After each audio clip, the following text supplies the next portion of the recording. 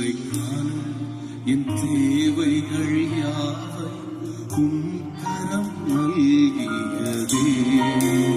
சொல்லுங்க, அன்றன்றை காண என் தேவைகள் யாவை உன் கரம் நீ நடத்திடும்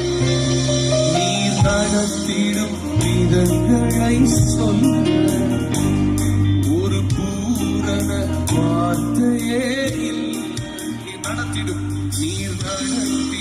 விதங்களை சொல்ல ஒரு பூரண வார்த்தையே. Everyone together.